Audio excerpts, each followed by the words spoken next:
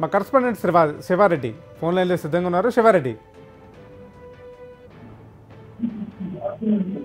శివారెడ్డి ప్రస్తుతం లైవ్ విజువల్స్లో చాలా స్పష్టంగా చూస్తున్నాం. పెద్ద ఎత్తున కార్యకర్తల అభిమానులు అక్కడ చేరుకున్నారు.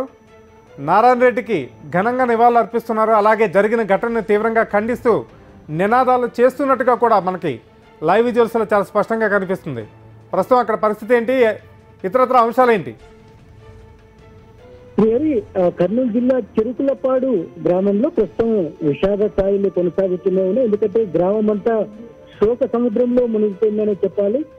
టీడీపీ గూండాల చేతుల్లో దారుణ హత్యకు గురైన వైఎస్ఆర్ కాంగ్రెస్ పార్టీ నేత నారాయణ రెడ్డిని కడచూపు చూసేందుకు, ఆయన మృతదేహానికి నివాళి అర్పించేందుకు పెద్ద ఎత్తున వైఎస్ఆర్ కాంగ్రెస్ పార్టీ నేతలు, కార్యకర్తలు, ప్రజాస్వామిక వాదులతో పాటు ప్రతిపక్ష పార్టీకి చెందిన ఇతర నేతలు కూడా పెద్ద సంఖ్యలో హాజరయ్యారు. ఈ సందర్భంగా చెరుకులపాడు గ్రామం అంతా వేలాది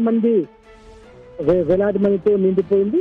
పూర్తి స్థాయిలో ఎటు చూసినా టీడీపీ నేతలు, కార్యకర్తలు చేసిన చర్యను పూర్తి స్థాయిలో ఖండిస్తున్న వాతావరణం కనిపిస్తోంది. ఎందుకంటే భారీ భద్రత నడుమ నారాయణ రెడ్డి అంత్యక్రియలు కొనసాగుతున్నాయి. మరి కాసేపట్లో పూర్తయితే వైఎస్ఆర్ కాంగ్రెస్ పార్టీ అధ్యక్షుడు వైఎస్ జగన్మోహన్ రెడ్డి నేరుగా అంత్యక్రియలకు హాజరయ్యారు. ఎందుకంటే ఈ ఉదయం హైదరాబాద్ లో గవర్నర్ కు ఫిర్యాదు చేశారు. ఏమని రాజకీయ హత్యలకు సంబంధించి ప్రభుత్వం అనుసరిస్తున్న విధానం, అదేవిధంగా ముఖ్యమంత్రి చంద్రబాబు నాయుడు అనుసరిస్తున్న విధానాలు ప్రోత్సహిస్తున్న హత్య రాజకీయాలను వెంటనే కఠిన చర్యలు తీసుకోవాలని విజ్ఞప్తి చేశారు. ఆ తర్వాత నేరుగా హైదరాబాద్ నుంచి కర్నూలు జిల్లా చెరుకులపాడు చేరుకున్న వైఎస్ జగన్ నేరుగా నారాయణ రెడ్డి అంత్యక్రియలకు హాజరయ్యారు.